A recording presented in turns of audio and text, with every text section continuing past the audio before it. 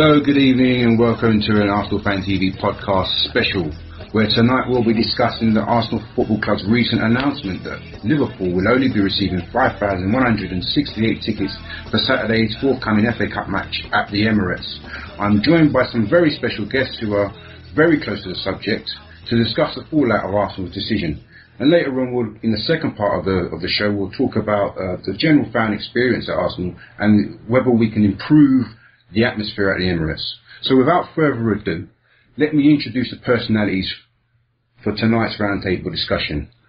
First of all, I want to introduce Jay McKenna from SpriitofShankly. Jay, good evening. Good evening. Thanks for having me on. No problem. Thanks for coming along. We've got Nordi from Black Scarf Movement. Good evening, Nordi. Thanks for coming on, mate. All right. Good. Good. We've got Robbie, host of Arsenal Fan TV. How you doing, mate? Good. Good stuff. We've got Dr. Clifford Stott, the preeminent expert on crowd management. Hold on, Cliff. Let me finish. Let me get this right, because you took me to task earlier on Twitter. The preeminent expert on crowd management, crowd psychology, and policing up and down Britain. Okay, hi. Cliff is preferred. Good stuff. All right, and we've also got podcast regular and Arsenal Fan TV regular Moh Haider. Good evening, Mo. How you doing, mate? Not too bad. Still depressed, but not too bad. All right, no worries. All right, so let me start by basically giving Black Scarf and SpriitofShankly the opportunity to tell us your modus operandi. If I start with you, Jay, tell us what SpriitofShankly was about. How did it come about, and what are you about? Well, we are a supporters union. We initially started in January of 2008, during the Hicks and Gillett ownership of Liverpool. Initially formed because there was a lot of anger about the way the club was being run, the debt upon the club, the lack of movement on a stadium, the way that they were undermining the manager's position.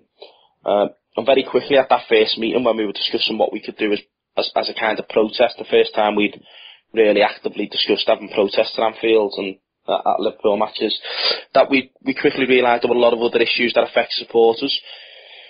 Fast forward a few years, we had, the bulk of our work went on the Hicks and Gillett campaign, but, very quickly we then settled into dealing with a lot of general supporter issues. We were heavily involved in the Free Michael Shields campaign, the lad who was jailed after Istanbul, in Bulgaria wrongly. And we realised there were wider supporter issues that we could be involved with. We've done a lot of work with the FSF, around policing and stewarding, particularly when we go to Old Trafford, dealing with incidents where supporters have faced problems with the police, including myself when we played Jews, I think in 2009, when we were demonstrating against Hicks and Gillett, and dealing with the stuff that happens every day that doesn't always get seen.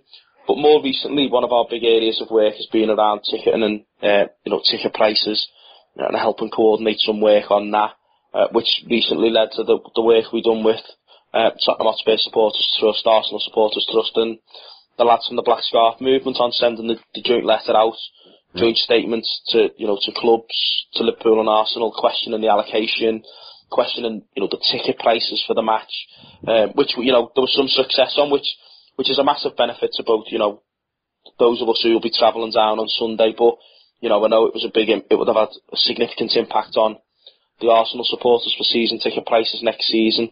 And the cost of match tickets is extortionate, particularly for yous. So, the ticket price reduction's been a big job of work, but now obviously we'll be looking at why the allocation's been reduced and why football clubs are seemingly allowed to keep doing this to supporters all the time.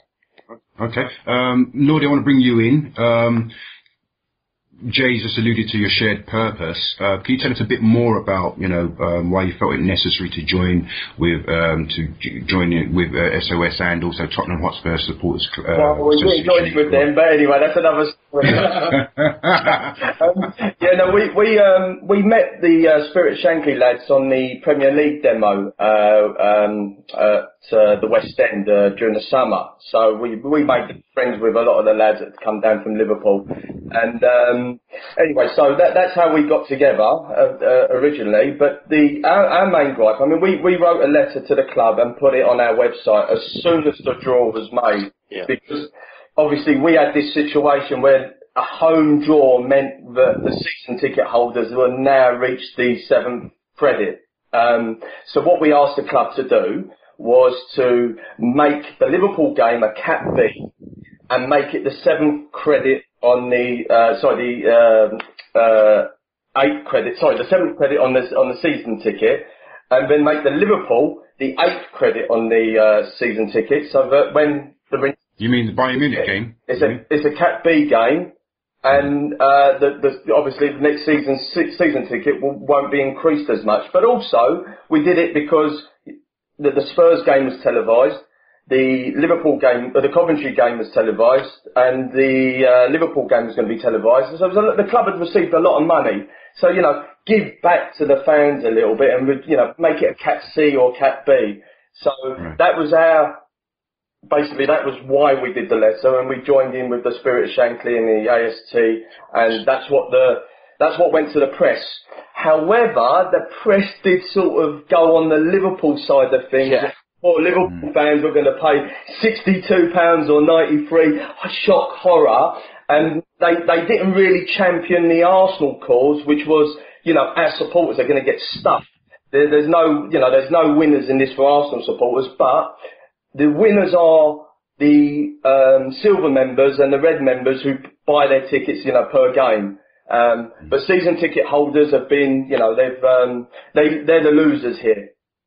So can I just clarify, just going back, you said the Liverpool game is number 7 and the Bayern Munich game would be number 8 effectively. No, sorry, we wanted the Bayern to be made number 7 and the Liverpool to be made number 8. Sorry about that, yeah. Right. So, cool. So the Bayern was definitely going to be a Cat A game, I think people already had the letters sent through their letterbox, that they're going to be charged a minimum of £60.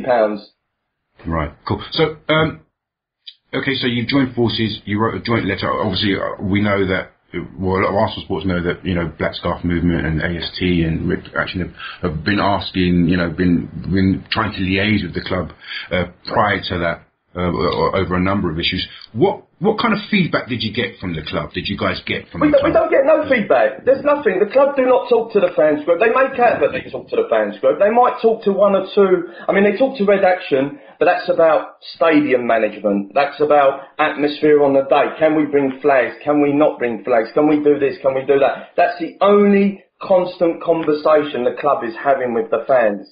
They don't really... they play the groups off of each other. They're very clever at that. What they do is they'll talk to one group and then tell another group something else. They've been doing that, and this is the reason why all the groups are meeting hopefully in the next week or so. Because we're going to, obviously we need to sort of attack this together rather than as individual groups. But what they kind of do, if we hit, the Black Scarf, we tell it as it is. And, we get kind of dog's abuse sometimes for some of the fans who think we're attacking the club all the time, but we're not. We're attacking the people who run the club. And so we kind of put things out, and the club do change and do make decisions based on what we put out, but they'll never, ever say, well, we've done it because Black Scarf have said it, or, the AST have said it, or, or SOS have said it. They'll make it out as, as always, that it was, their kind hearts and, their big pockets, So it'll always come out that way, but, so that's what we've got to keep on doing. We've just got to keep on putting the pressure on. Okay, so basically, there was a response by Arsenal in the press, or that was leaked to the press, that said, they had a safety advisory board meeting which was represented by members of the Arsenal Football Club, the local authorities and the Met Police, and they decided to reduce the allocation from 9,000 to 5,100 and a bit more. Now that's, from what I understand, is in direct opposition to the competition's guideline. Is that right, Jay, guys? That, away clubs can take up the extra 15% allocation, which was offered to Coventry City, but not to Tottenham or Liverpool.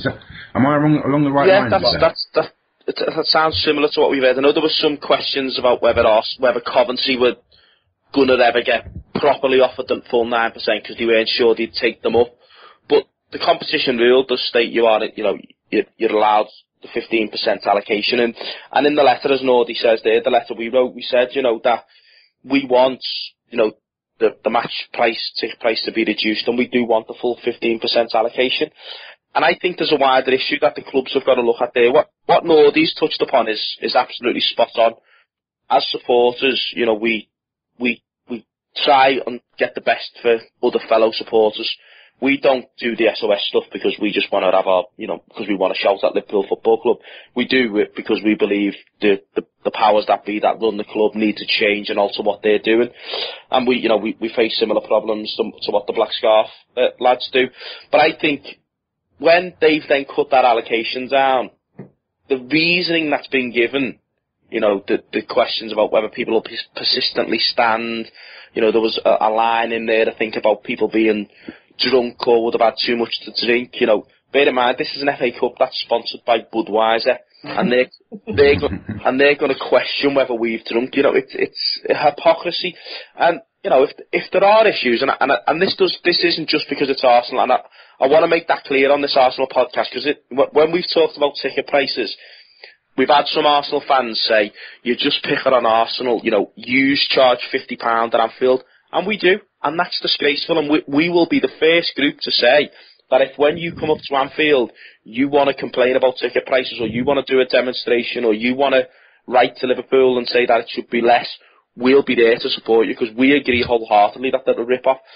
And this issue on the allocation isn't because it's Arsenal. If you go anywhere and you're, in the cup competitions you play in, supporters should be entitled to up to 15%. When you build a stadium or decide which will be the away end, have to really say to yourself, well, will this area be suitable for all supporters? And quite clearly, it's not. Not when not when you play Tottenham, not when you play Liverpool, not when you play a couple of other teams will it be suitable, but it'll be suitable for everybody else. That's not acceptable, really. Yeah, also, I mean, personally, I don't like 9,000 away fans at home. It makes, especially when we're at Chelsea, it made my skin crawl. But they are the rules. Yeah. They are the rules. We are part of the FA Cup, and the FA Cup is magical. But this health and safety issue, this is maybe where the expert might come into this. Arsenal Football Club have been hosting concerts, during the summer. Yeah. We've got evidence of Coldplay fans and the other group, I can't remember the name. Bruce Springsteen as well, wasn't it? Yeah, in the upper tiers, totally drunk, drinking as much as they want, dancing on the chairs, doing having a party, exactly what they should be doing at a concert. No problems from the security, no problems from the stewards. But if you did that at football, just to stand up to scratch your ass, you'll have like a steward turn up and tell you to sit down. Yeah. So all right. This is the bit which I don't understand.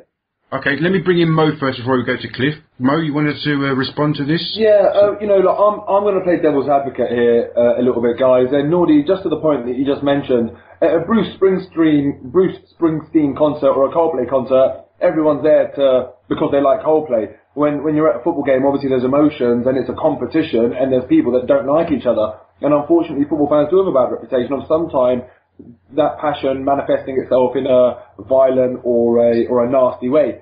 So on that basis, I can understand why they'd be more concerned about people drunk and jumping about on the upper tier when they're doing it aggressively and in a competitive environment rather than just a concert environment.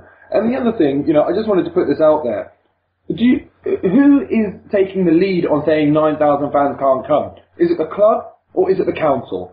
Because I think that's one thing that we should make clear before people purely start blaming the club. It's not a case of, Arsenal just making the decision for any peculiar reason. There's objective decision makers here in the council who are advising, who liaise with the police, and they don't gain or lose out when they make this decision. They truly are making them for the right reasons.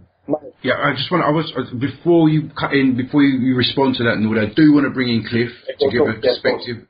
Cliff, have you got any thoughts to impart on this subject? Yeah, I think, it's such a complicated issue, really, and I think that, my perspective on this is that we need to change our perspective. We need to take a much wider view of what we're talking about, because what we're talking about is a symptom. It's just another symptom of how the authorities look at controlling football crowds.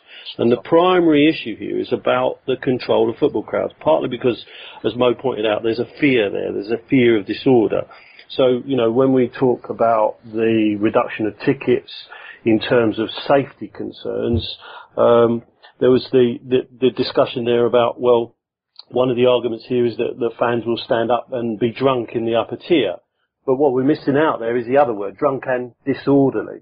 And that's often the hidden story behind all of this, is that actually it's about fear of disorder, and safety is often a way of being able to deal with concerns about disorder in a way that is more justifiable and more possible. I mean, I think it relates to a broader problem that it also comes back to the point that was made earlier on about the club don't talk to the groups. And that's another symptom, is that one of the problems here is that you don't know what went on in the safety advisory group. You're not privy to the decision-making process because they don't make it public. Well, why don't they make it public? Why don't they make it transparent? Why don't they talk to fans? Why don't they join with organised fan groups to have an open and honest dialogue to bring solutions to these problems where fans are involved in the decision-making process? Why is it that fans are always taken out of that? So we end up in this situation where fans feel as though, and quite rightly under a lot of circumstances, that their rights are not being respected. And as a consequence of that, you feel antagonistic towards the authorities. And it's so counterproductive to the overall solutions that we're all seeking to achieve.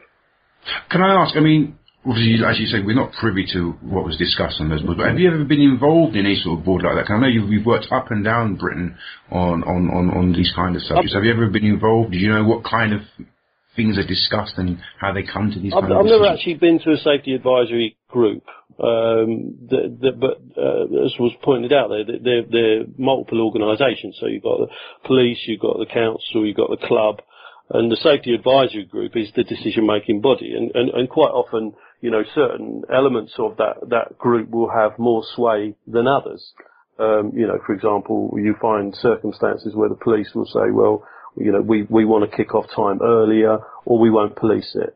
And that obviously sways the decision of the safety advisory group, because there's no way that a safety advisory group can issue a certificate for a football match if the police aren't going to police it. So, you know, it creates a dynamic within the group that means a certain set of decisions that, you know, come out in a particular way. But I've never been to a safety advisory group, but, you know, I know how they work, and I know what the issues are quite often and how they're discussed and so on. Okay, Nordi? Well, he's answered a lot of questions there for me, but, you know, I still, you know, Chelsea supporters came along. Was anyone hurt? No. Was there many arrests? No. Was anyone, you know, was there any accidents? No. They had a good time. They stood up in the upper tier. So what? There was no injuries. There was no accidents.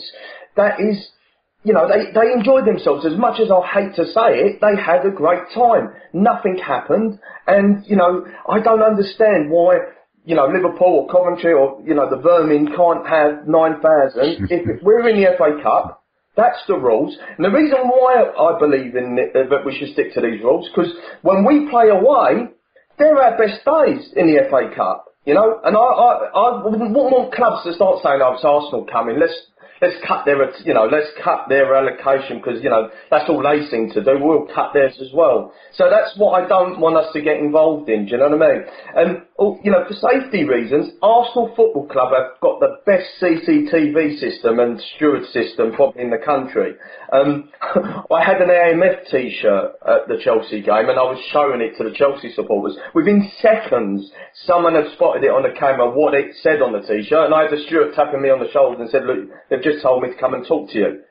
I mean, that's how good you know, their security is at the stadium. Do you know what I mean? So, you know, I don't know who's hiding here, or, you know, I'd like if they did speak to the fans, we probably know. But I'm, you know, that for me, we should give them the 9,000. But did you not feel that sometimes, like I go to the game sometimes, you know, and you know, you do see an element of the away fans getting away with a lot more than. Yeah, but that's a different conversation. That's a different argument. We believe there is a rule within the Premier League that says allow the away supporters to stand and have fun. Yeah, because without them, you don't have a product. So we believe that it's not official, it's not a statement, it's that you won't ever find it. But why do away supporters are always allowed to do what they pretty much want, you know, as far as you can go in the modern stadium? So, you know, it's not a coincidence. There is leeway being given to away supporters, and I believe that's a problem. That probably comes down from the Premier League. Okay, Cliff? Yeah, well, I think, there's always a tendency to invoke some sort of conspiratorial action here.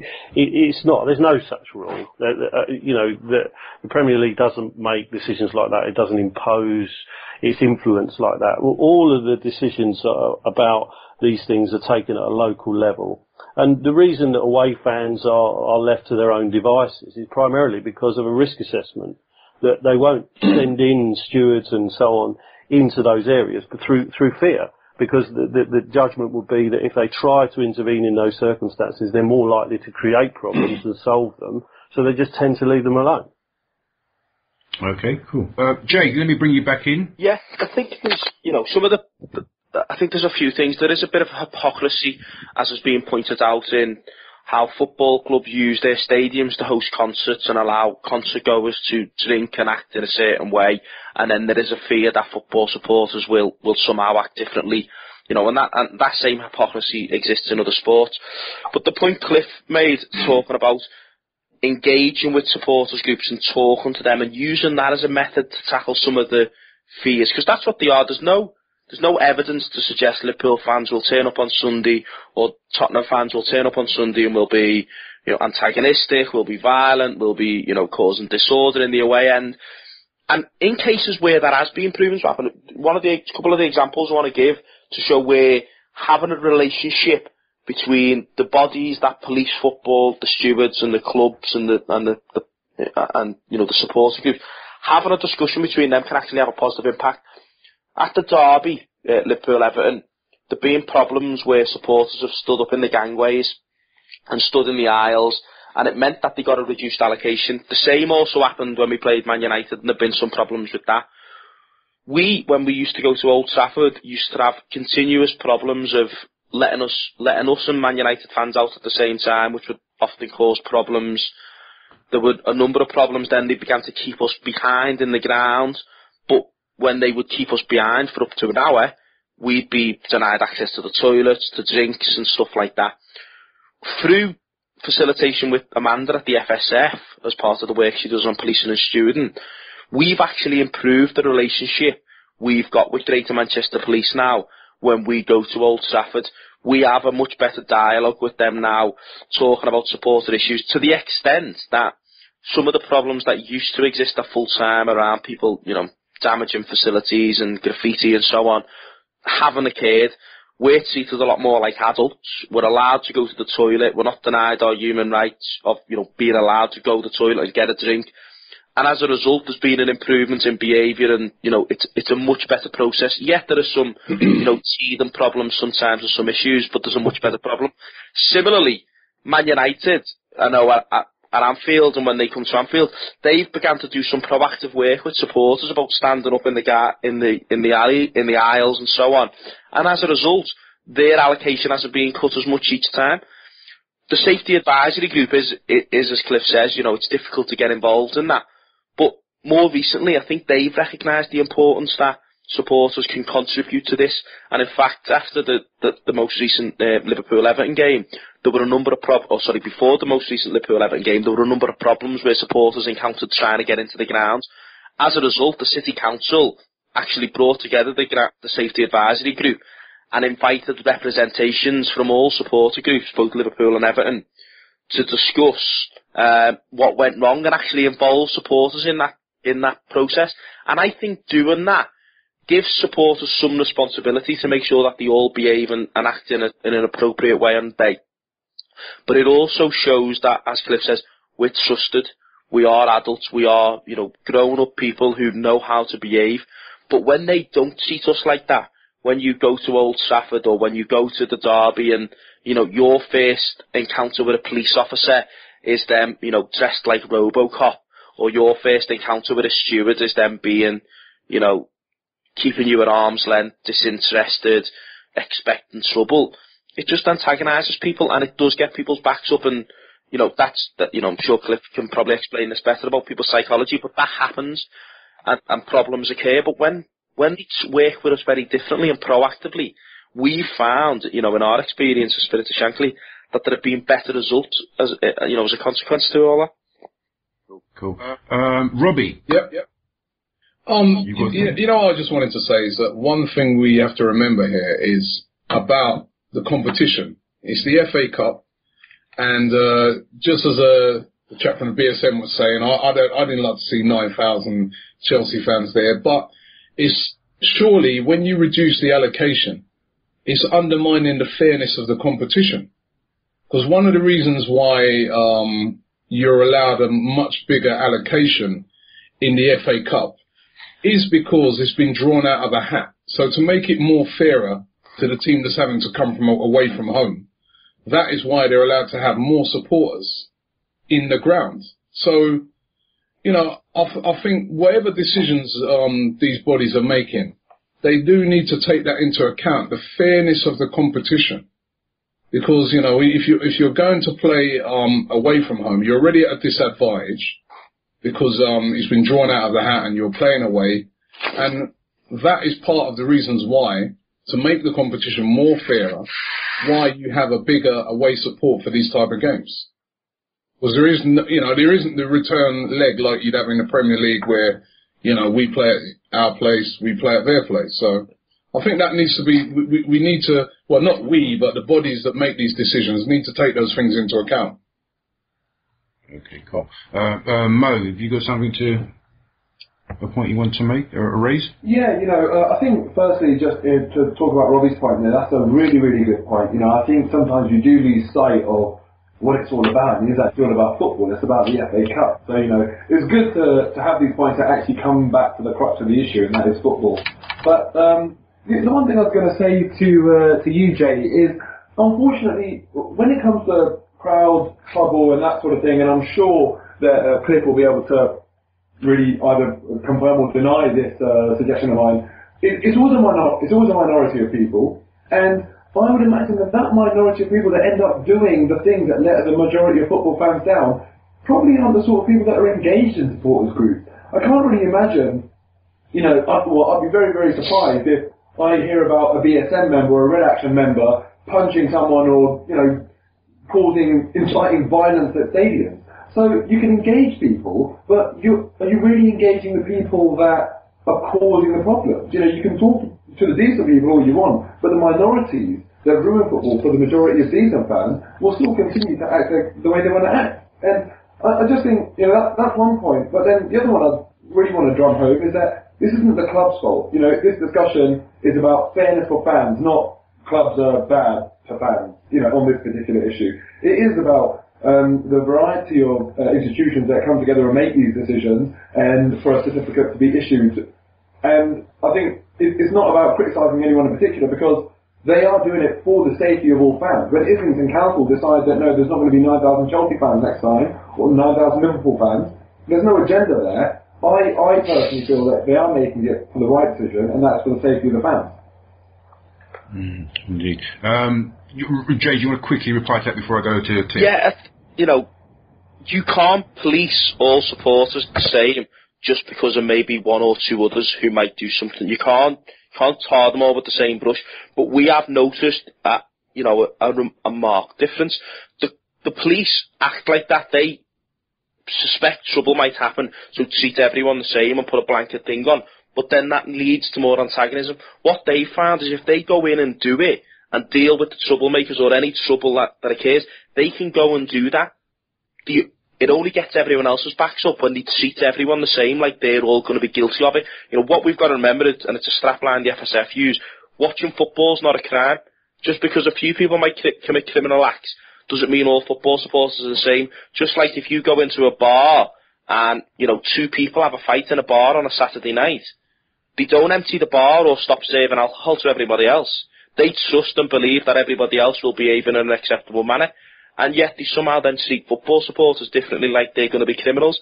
And the other point is that if you engage with supporters, they can actually self-police some of these issues and have words with people. If they're not being engaged in it, they've got no reason to actually try and help the authorities, the police or the stewards do their job. Interesting. Cliff, do you want to come back in? Yeah, just to sort of pull some of that together, really, because I think, you know, there's a lot been said there, but just imagine a different world around this fixture where the club had engage with organisations like SpriitofShankly and discuss the problem around safety concerns in that upper tier, and built a kind of social contract, a partnership with those fan groups to ensure proper self-regulation in those upper tiers to address these concerns. And going back to Moh's point about a minority, yeah, it may be a minority, but it's not a minority we don't know. We generally know who these people are. We generally have the capacity as fans, particularly organised fans, to do what Jay talks about there, self-police or self-regulate.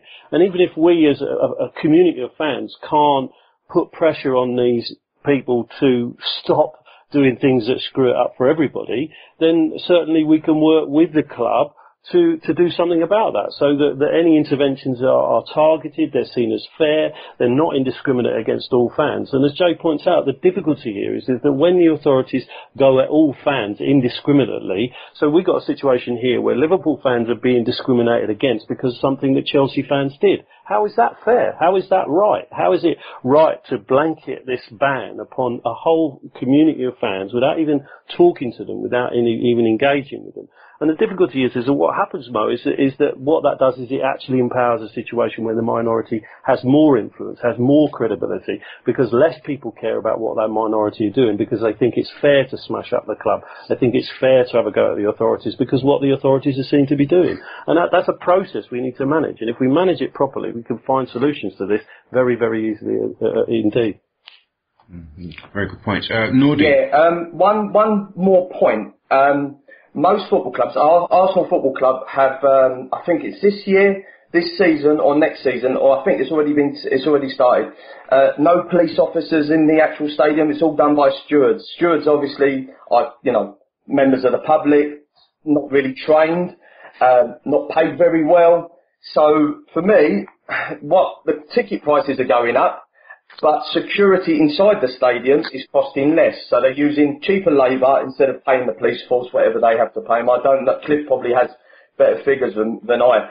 But they've removed the police. So these poor stewards, yes, I can understand 9,000 Liverpool supporters. So I don't want to go in there. You don't pay me enough.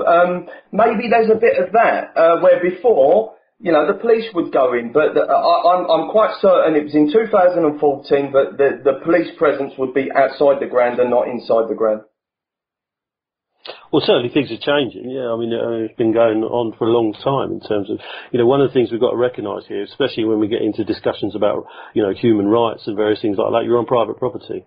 It belongs to the club, and the club are free to do what they want because you're in a contract with that club because you bought a ticket. It's not like being outside in the street. It's a different environment, and yeah, things are changing in terms of private security. But going back to what Jay was saying, that can introduce problems because as Jay was pointing out, one of the big developments around the Liverpool-Manchester United derbies at Old Trafford is GMP have started to talk, have had meetings with organisations like SOS. They come to all these agreements, and then one of the key SOS members ends up getting arrested inside the ground, and people are getting thrown out by stewards because the people on the ground don't actually understand these agreements, and this is part of the problem as well. It's actually quite a complex management problem. Okay, cool. Do we have any more points to make about this subject before we move on? Oh. Yep. Yeah, just go on, Jake. Yeah, yep. just to point out for anyone listening, as Cliff points out, the lad was innocent and he was clean. Yeah. All charges were dropped at court, but that is an important point that Cliff's raised there, because what we find is the people that maybe sit at the top of this decision making process, match commanders and so on in the police, the people who lead on this for councils, they're happy to have this discussion because they can see the bigger picture. What is a problem, and it probably suppose touched on the point that Nordi talked about stewarding and how much they pay the stewards, and I suppose the training that they give their staff as well, is on the ground there's a very different interpretation of that. And that issue for example, that happened at Old Trafford, where the person who was arrested was the actual committee member from SpriitofShankly who had been to the meetings with Greater Manchester Police and had actually sat in the room with their chief inspector, negotiating what it will look like, negotiating a release to go to all our members to tell them the information. He's then arrested because he goes down to speak to a police officer to tell them, people should be allowed to go to the toilet. what had really happened is we had police officers on the ground who were abusing their position, wanting to, act the big guy, act tough, show supporters that they knew what to expect. They maybe had a, false impression of supporters. Something occurred where he then tried to accuse them of assault, and this is, it's got to be the start of a conversation, stuff like this, because if we keep ignoring it, these issues just fester. If we begin to have a conversation and a dialogue, and as Cliff said there, enter into a social contract, test Liverpool supporters and say to them, if you behave on this occasion, if you do what you say you'll do for us and we give you the 9,000, then we can begin to build and establish some trust. If you abuse that trust, then, all bets are off. And I can almost guarantee you that the vast majority of supporters will act in a way that benefits them. And that will be to get higher allocations, lower ticket prices and the like. But if we don't have that conversation, there is no reason for them to participate in the process, and they will act differently. Good point, Jay. Cool. All right. I want to move on now to the issue of the actual ticket prices. First, Akil couldn't be with us tonight, but his question, I want to start with his question. His question was, if there is a replay, how much does SOS think the Arsenal fans will be charged? He's stressing that Liverpool fans are charged £35.50 for this game, which is a good price considering we were charged £48 on Saturday. Yeah.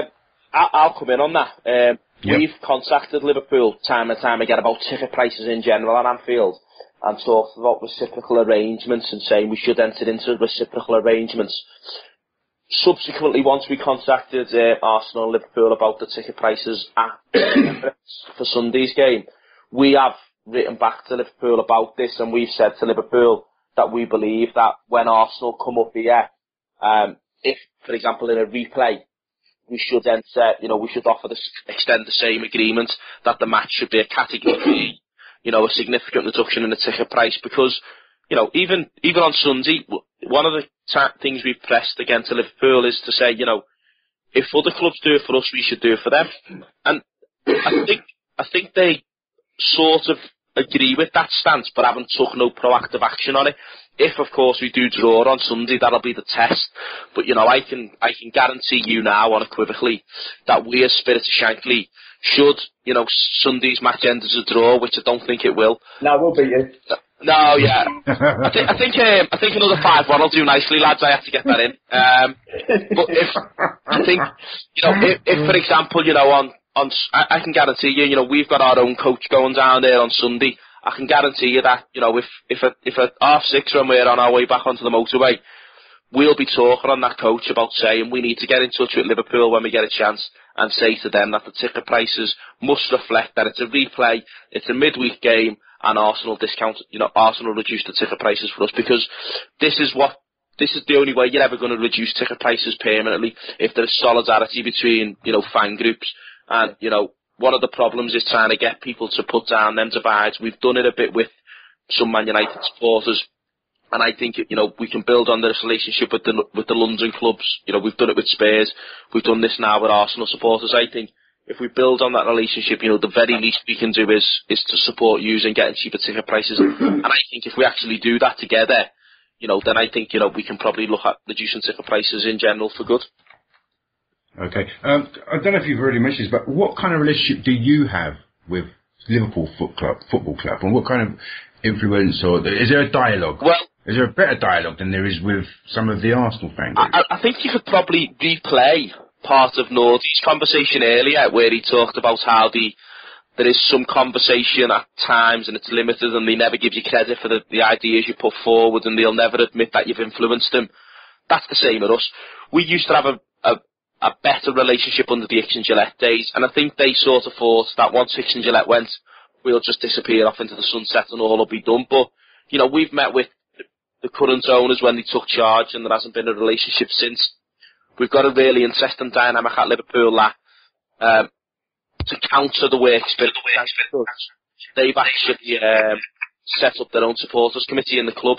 So they've got their own forum, which acts as a conduit for relationships with supporters. But we still have dialogue with them after that, and we still, seek to influence them where we can. And, it's difficult and it's hard, but, no strugglers ever won easy, I suppose. Cool. Nordi, you want to say something? Yeah, on pricing, obviously, there's obviously different members of the committee at the BSM, but pricing is the one that really affects me. It's the one I'm passionate about, the one that upsets me, and it's the one that keeps me motivated, the reason why I put all these hours in for the love of it, really. But it's just we get abuse sometimes from the overseas fans that don't really come and watch us, and we get the odd wealthy fan who doesn't really want the prices changed. He doesn't want any peasants sitting next to him, and then we've got the odd fan who's there's a few of them. I'm all right, Jack. I don't really care about anyone else. So we don't get a chance on Twitter or Facebook to really put our message across. But I mean, just to give you an example of my case, where in my lifetime, my father took me to my first game in 1977, and I spoke to him the other night, and I said, "How much you paid, Dad?" He said, "It weren't much over £1." So I said, "Oh, okay, £1." So okay. So we went through the 80s, went through the 90s. Taking your child to watch a football game was really affordable. Obviously, it's gone up, but it was affordable. And then we had this cup game with Spurs, and I wanted to take my son to watch it, and I was quoted £125. So in my lifetime, we've gone from £1 to £125 for a father and son. I'm only 44. So if you've got listeners on here who had that kind of attitude, "Oh yeah, I know it's pricey, but stop bloody moaning." Well, if they're in their 20s and like they're in their 30s and they start settling down, get married and have children, they better start saving, because at the current rate of the football charges, we could be talking about £300 to watch a game. Mo, I want to bring you in. You have a few questions, points to make about this subject.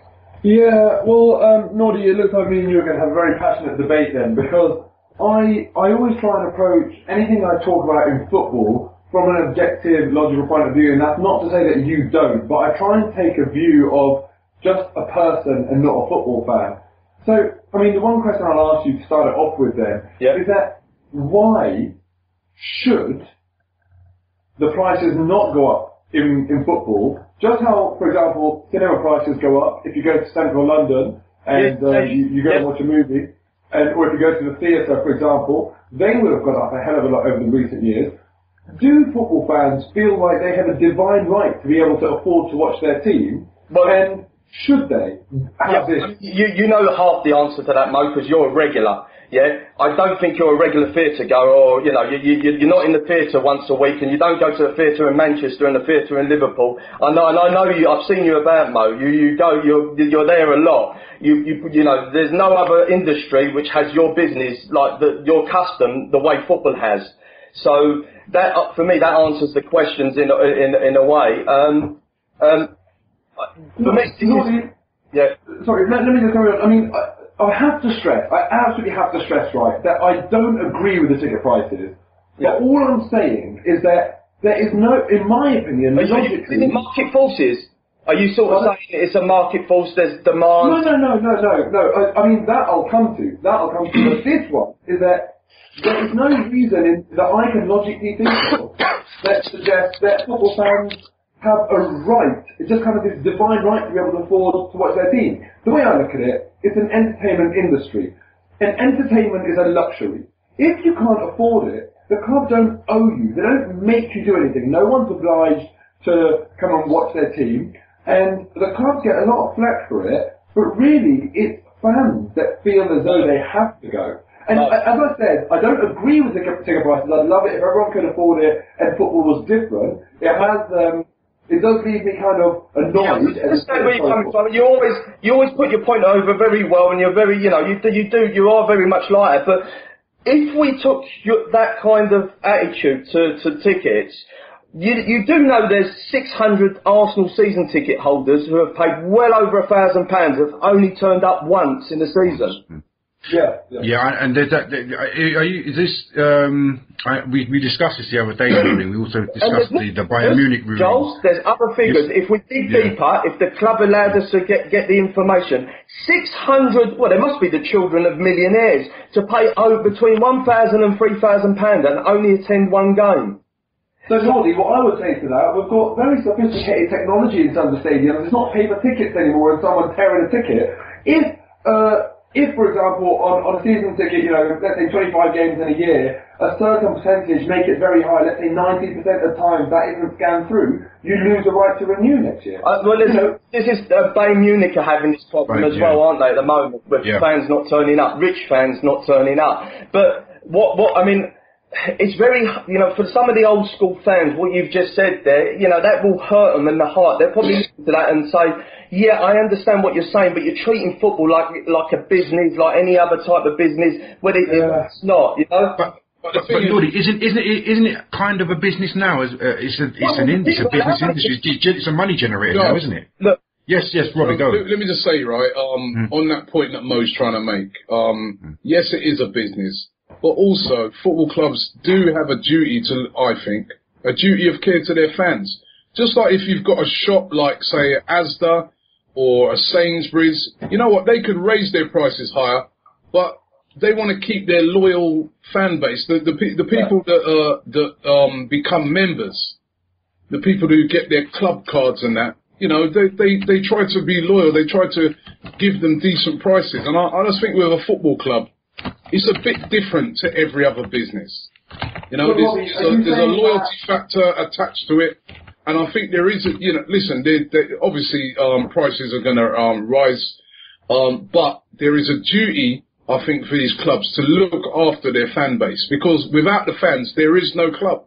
But Robbie, are you saying that as a football fan, or are you saying that as an objective? Like, you imagine someone that's not into football, just not into football at all. Wouldn't they be confused why football fans feel as though they're owed a certain level of pricing? But when you make that analogy about the theatre, if I was the member of a theatre, so in other words, I didn't just buy a ticket to see the odd show, but I was a member. I went there every week. So I'll give you an example. I've got like a cinema card, right, to go to the cinema. I get a discounted rate to go to that cinema every month. Right, so they're looking after me because I'm a loyal customer. So it's a bit like a football fan who's buying a season ticket, who's going there week in, week out. They're supposed to look after you and give you a decent price.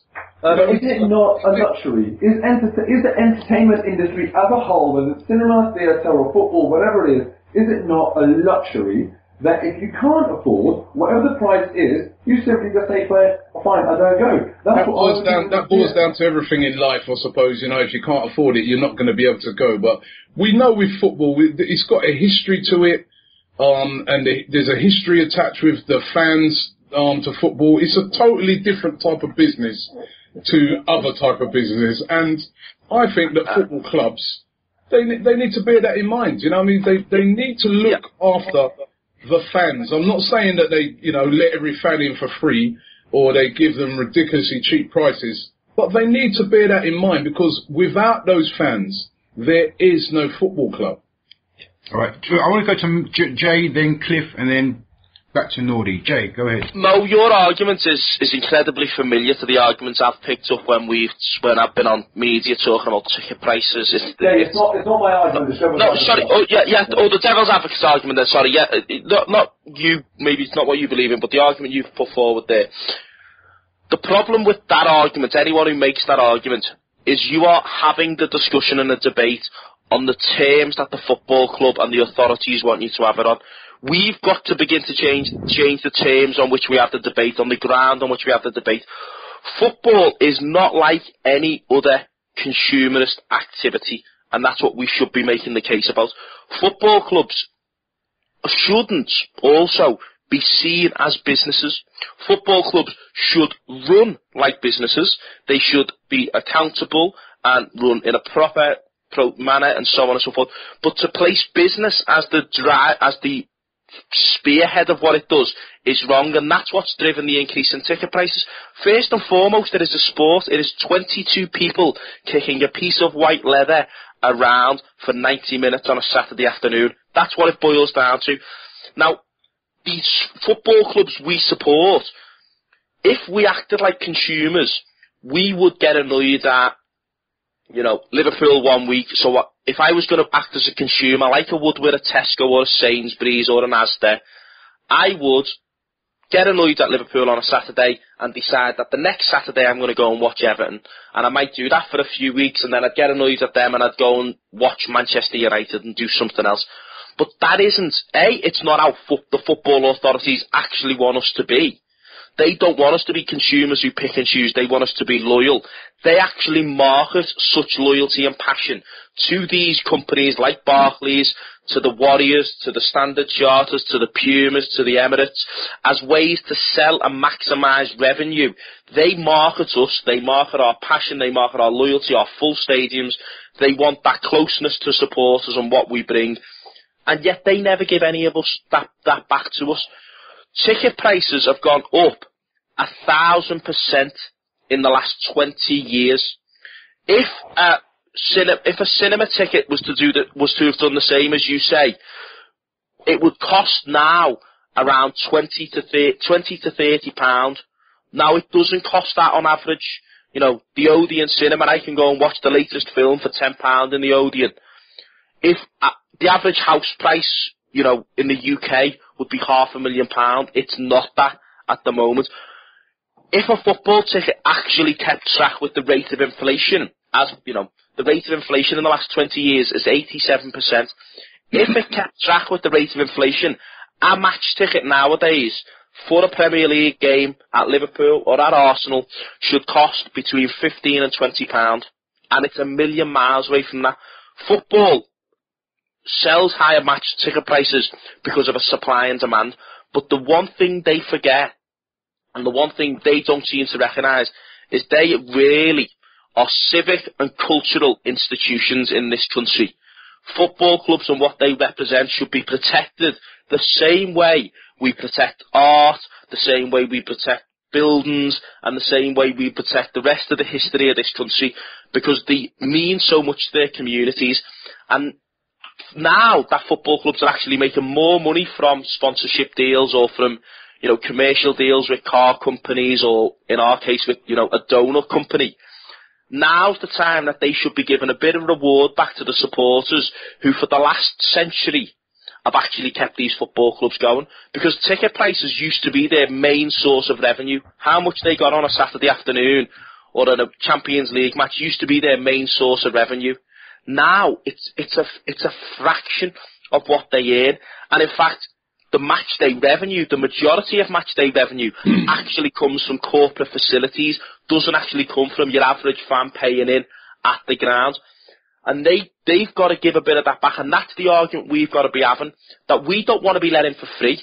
We don't feel we've got a God-given right to cheap tickets. What we're saying is that now football clubs make more money than ever before, and they can actually afford to reduce ticket prices. Give you two numbers that bring the ticket price issue home to me most of all. Last season, Liverpool Football Club increased some season tickets by £70, worked out on average about 3% above inflation. That, the extra money they generated from that season ticket and ticket price increase last season, covered less than 1% of the player wage bill. The other fact I want to give is the new TV deal. It's worth that much money that the team that finishes bottom of the league this season will make as much money as Manchester City made when they won the league. It's that much money that every single ticket for every single match in every single Premier League ground this year for the full season could be reduced by £51 a ticket, and they would still have as much money as they had last season. Put that into perspective. You would have got into Anfield for free on Saturday, and that's how much money they're ripping us off by. Jay, I understand that sentimental statement you made, and I agree pretty much with it, but no business, Tesco's, Sainsbury's, no matter how much profits they announce, and they announce loads of profits. I mean, Barclays Bank, my bank, announce how many £1 billion profit, doesn't come back to the customer. No, but that's consumerist, because Barclays and so on is consumerist. Barclays don't get all their other money. Barclays don't make other money on the back of you being a Barclays branch customer. Go and ask Puma, would they give you £150 million for a kit deal if the Emirates wasn't full of yous, 60,000 of yous every week. Not a chance, because no one would watch it on the telly in an empty stadium, because they might as well go and watch them training on the telly. No one would, you know, be putting adverts around the ground, because no one would be in the stadium to see them. No one would be watching on telly, so they wouldn't see the advert, because the stadiums are empty. The football supporters are so vital to the game, because we, you know, market companies want to get close to us because they want to feel like they've got an affinity to us. They want to use the images of, you know, full stadiums. And watch Sky. You know, Sky have give all this money. Sky comment on the atmosphere of football matches all the time. They talk about the songs people sing and the passion of supporters, because we're so vital to it. Without us, if we get priced out, if we walk away and the atmosphere changes and stadiums begin to look empty, they would be petrified. And I don't want to see that. The argument I make is we've got financial fair play coming in to make sure that football clubs are sustainable, to make sure that football clubs can last for the next 10, 20, 30, 40, 50 years. There is no discussion taking place about the sustainability of football, because I bet you now, if you go round the most Premier League grounds that sell out, the average age of supporters who turn up week in, week out is rising. 18-year-olds aren't coming to football matches as much no more, because they just simply can't afford it. And if we don't get them hooked on it now, if we don't get them involved, they'll never come back, because there's no reason to. All right, can I just bring in Cliff, because he's got to go soon? Cliff? I think, look, I mean, I was getting frustrated by Moh's position now. I appreciate you being devil's advocate and all that, but I mean, you know, you were coming up with arguments about, you know, essentially marginalising the poor. You know, if you can't afford it, you can decide not to go. I mean, it's not my position. No, I made clear you was a devil's advocate, but Moh, you were doing a good job at it. And I support Jay's point really, and just you know, to condense that down, it's about the social responsibility of these clubs. You know, these clubs are based in our communities, and they have outreach social responsibilities. And you know, what the position that Moh was putting forward is quite clearly what the problem is. Is that you know, the clubs need to incorporate people who are otherwise marginalised through the operation of the system, the economic system that we live in. And you know, if they did that, the world would be, keep the red flag flying here, but it would be a better place. Yeah.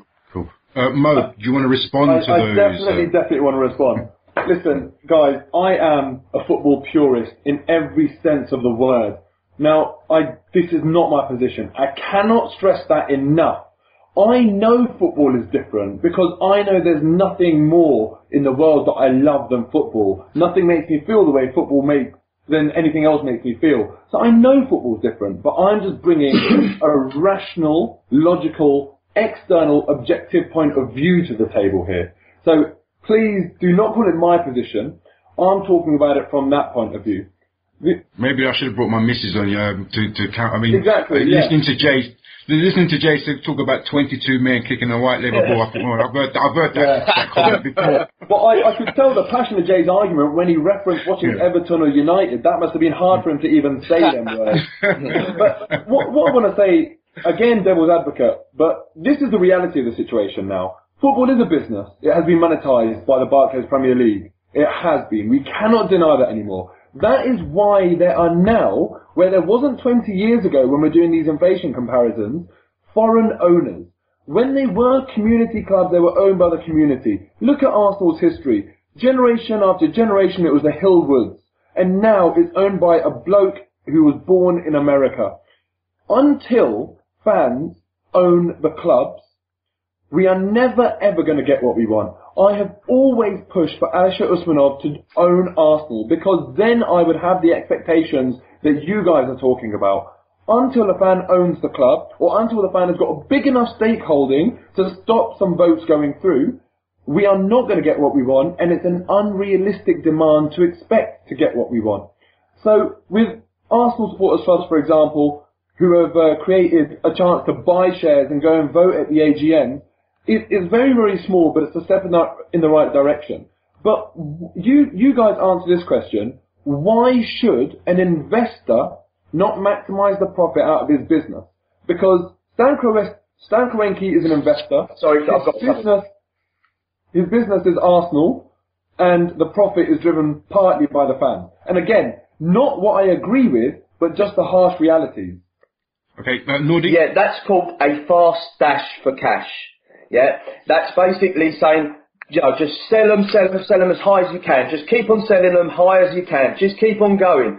And basically that's what it is. It's a fast dash for cash. It's the same thing as what the bankers have done. And, you know, half the banks on the high street are owned by the taxpayer now. So for me, that's so short term. What by doing that and allowing him to do that, what we've done already, we've priced out the poor, we've priced out the working class on low income. Next, what we seem to be looking to do is pricing out, you know, the people of decent income, but will never have enough to throw at football. So you're just going to keep on looking for the richer fan. It's a revolving door of fans, you know, customers, not fans. I want customers.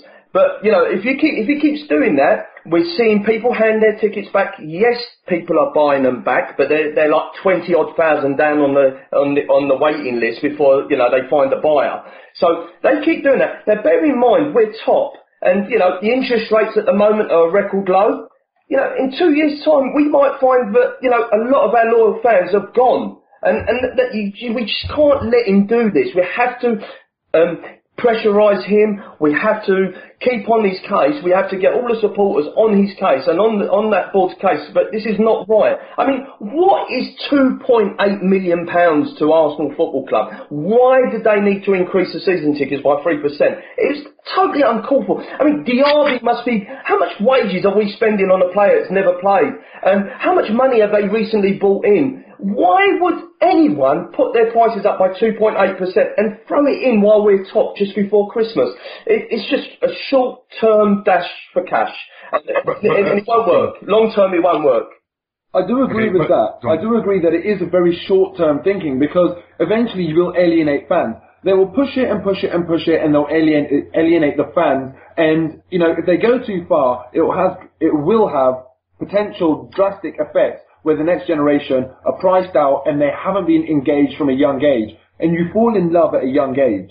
Now, the only thing I would say, right, and this is, again, I can't stress enough, this is not my opinion. It's Moh's position. Stan Kroenke... We're coming to get ya. Stan Kroenke has got one life. When that Forbes list comes out of the world's richest and all that sort of stuff, he looks at himself in that list and he wants to move up there. He's got one life. Just how the bankers have got one life in the investment banking industry. He will want to maximise his investment in his lifetime. Until a fan or until a group of fans own a club, they will have the long-term thinking, well, they'll want to protect it, they'll have that community feel, they'll want their children and their children's children to be able to support that club. Stan Kroenke, why would he care if he messes up the club long-term? If he benefits from his life, and he's moving up that Forbes list, that is his concern.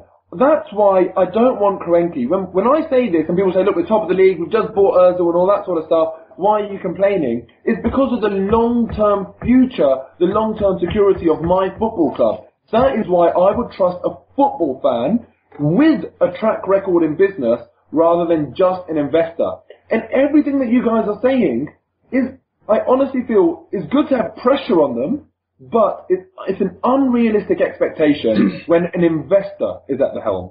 I mean, how good would it be?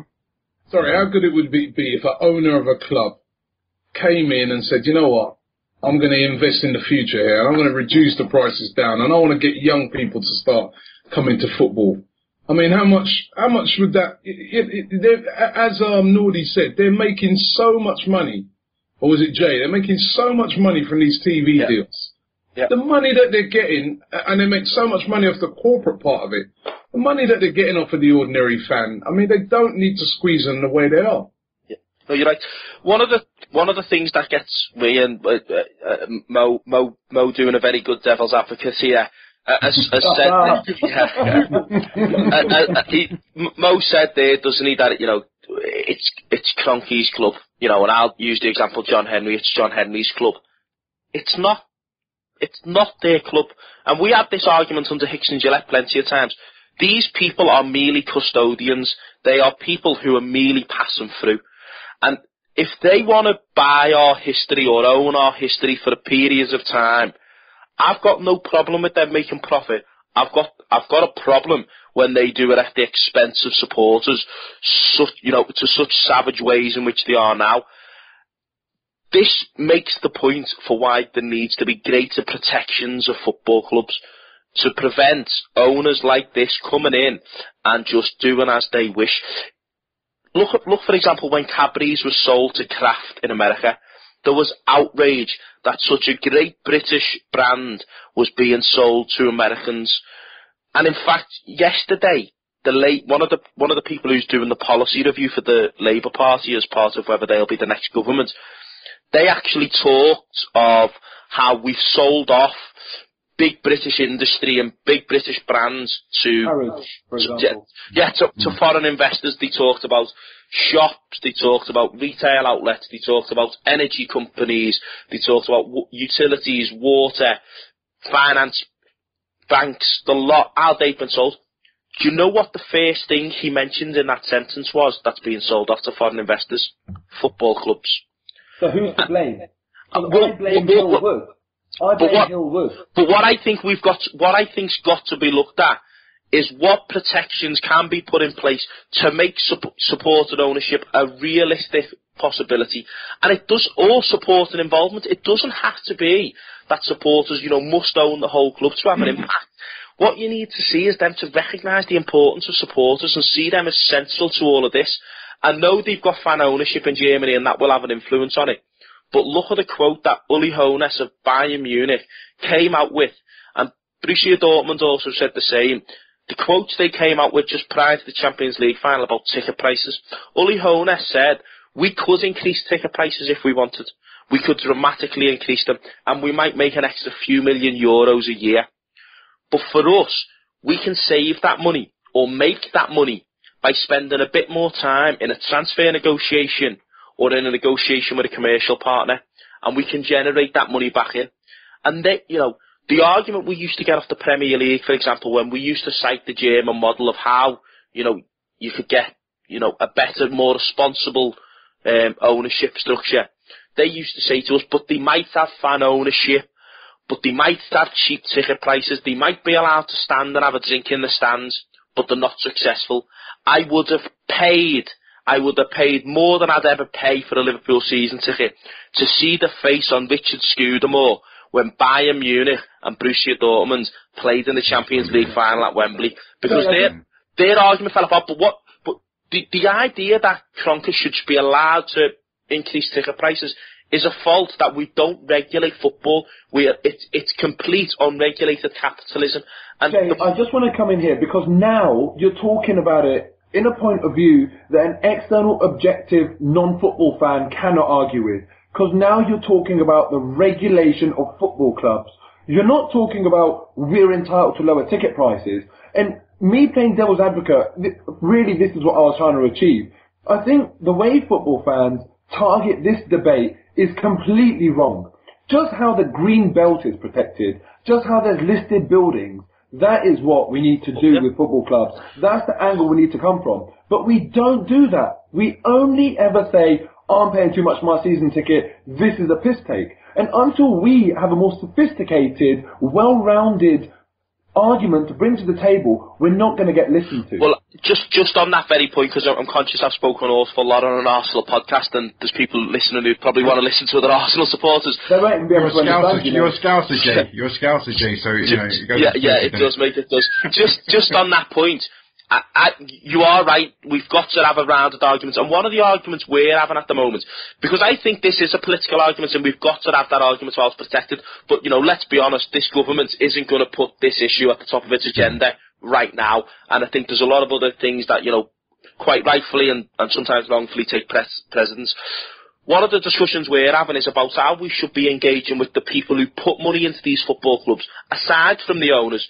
People like Puma, people like Nike or Warrior or Emirates or Standard Chartered, and saying to them, well, you put this money in because you want to be close to us.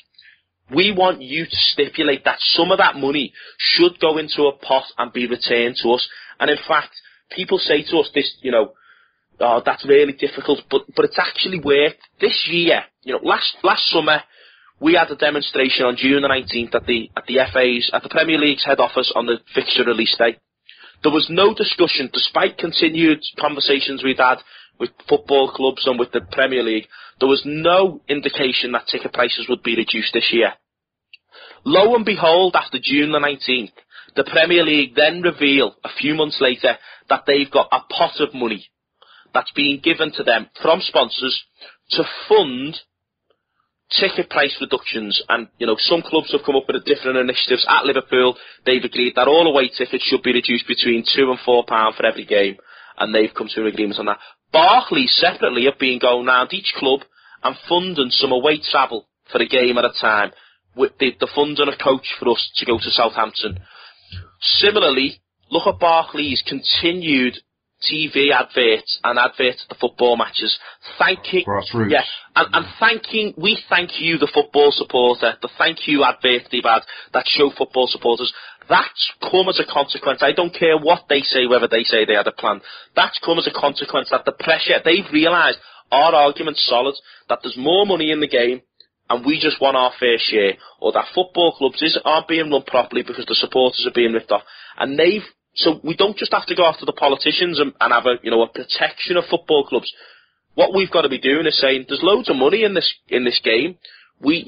Footballers are the stars of the show, really, and they should get their fair share. Of course they should. But we want our fair share as well. And, that number I said before, the £51, I don't even think we'd want all of that. I'd love it in an ideal world, but, in reality, if Liverpool Football Club come to me and said, well, I'll tell you what, we'll keep 30 and you have 20, I'd say, yeah, straight away, because I'd be paying £30 for a match ticket, which to some people is probably still too much, but I actually think, £20 to £30 for a match ticket, yeah, broadly, that's all right. That's about right. But until they actually realise, working with us is a beneficial thing to them, then we're going to have to just keep campaigning and chipping away at them, I suppose. Yeah, and you have to. I think that's very important to keep that pressure up. I'm not saying that let's give up because it's unrealistic, but in the meantime, where we're struggling for that policy change, that fundamental policy change to protect football clubs as if it is a listed building, then I still see the value, and that's why when people get on the back of BSM, when people get on the back of any football fan group, I always say to them, look at their actual objectives, look at what they're trying to do. They're putting in a lot of time. They don't get paid to do this. They're putting in a lot of time for the benefit of all fans. It's not like they're getting anything out of it. So I do agree with that. There is value in it. But this is, I'm glad you've mentioned that, the change in thinking when we come up with this argument, because that is where I think fans need solidarity, where you don't look at it on an individual basis that I'm paying this much extra. You look at it from the importance of the football club and what that is to the community and the fans.